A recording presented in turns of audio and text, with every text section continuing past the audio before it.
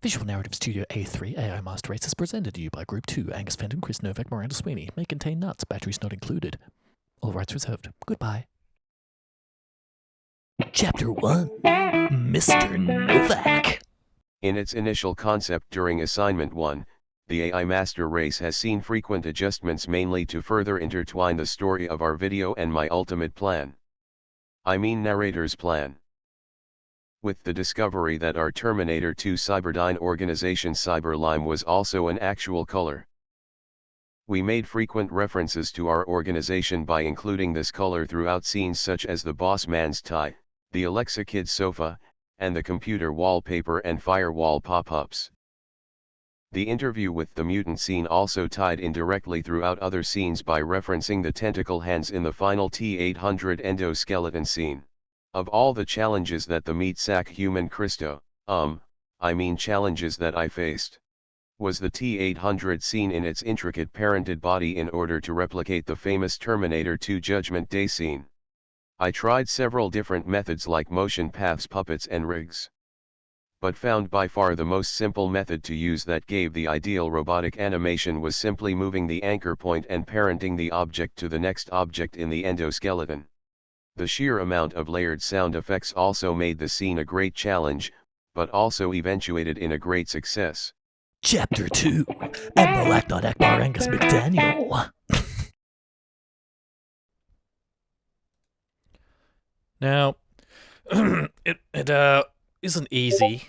It wasn't easy handling the audio for a project such as this, but luckily I am, in fact, a big tough boy.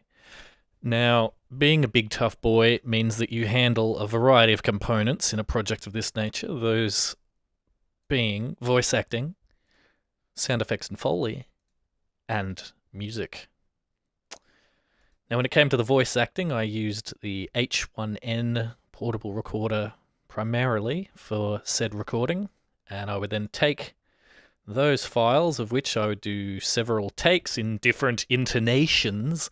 Sometimes I would have inspiration where, for instance, with the boss character, he was meant to sound like J.K. Simmons, from Spider-Man. Get me pictures of Spider-Man.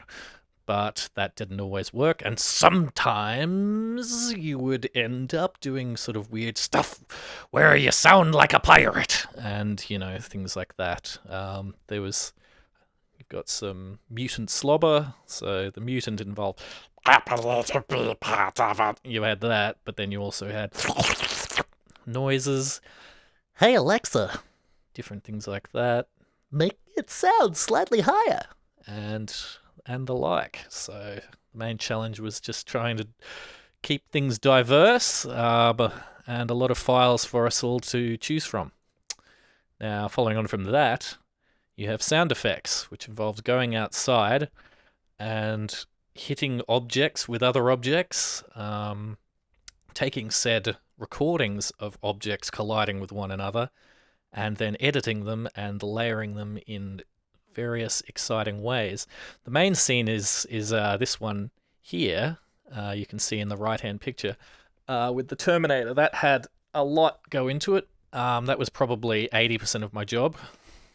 I don't know how to math, but that was where most of the work went. So banging lots of metal objects together, trying to make it sound good. I'm sort of the mindset that the more raucous and over-the-top sound effects, the funnier or just overall better something can be. I wanted it to be, instead of just a boring thud, some sort of really cacophonous, over-the-top thing like an old slapstick movie. So the inspiration for that was actually The Simpsons, and this scene Frenchie, in particular. say chowder. Neville! Okay. Pow.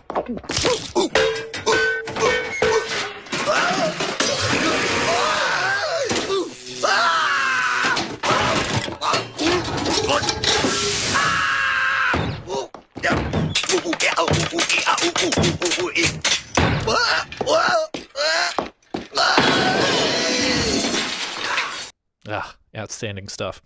So you take a lot of sources and throw them all together, and it just makes it funnier. So basically, I threw things in the rubbish bin, hit things together, pushed a ladder over.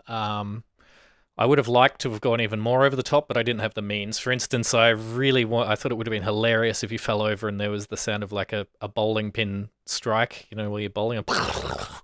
I wanted a cat going, ow!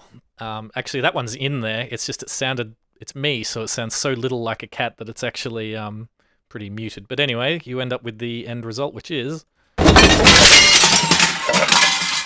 Yes, most hilarious. Moving on. Music. We have obvious parallels to the Terminator, so I use that as a starting point. In my opinion, the most iconic part of Terminator is the do-do-do-do-do, which is great. So I wanted to imitate that sort of percussion. Unfortunately, the rest of the Terminator theme, I don't really like all that much. It's a bit, it's Anyway, it wouldn't work. Trying to copy that wouldn't work for us because we start, at point A, and then the tension rises over the course of the video. So I needed to employ a lot of, as you can see here, digital instruments, mostly digital synthesizers, and try and build that tension up. So I had boom, boom, copying the idea of the leading percussion, followed by trying to use the synthesizers to come up with a just an interesting lead melody that could sort of reinforce the rising tension. And I think the music turned out pretty well. There's probably a lot of different ways I would have gone about it if I could have done it again. I would have liked to have maybe added in some more natural metallic percussion, perhaps. But other than that, I'm pretty happy with how the end result turned out. Chapter 3, Sweeney Todd.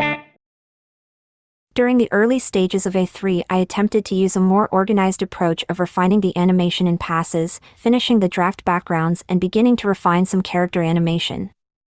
I found this process didn't exactly suit me as I found myself getting stuck on the drafting stages. The process of refining the character animation was mostly straightforward, although creating natural-looking phonemes while working within the cartoon-like aesthetic was a bit challenging. However, I also found it enjoyable to do as I've liked experimenting with mouth shapes lately. I made use squash and stretch principles to give it energy. Partway through A3, I switched programs for the character animation back to an older program I was more comfortable using, and I found this sped up my process considerably. Unfortunately, an unexpected emergency occurred nearing the end of the project, being that I needed to evacuate from my area due to fires. At the hotel, I finished the remaining animations, the mutant, cow, and handshake.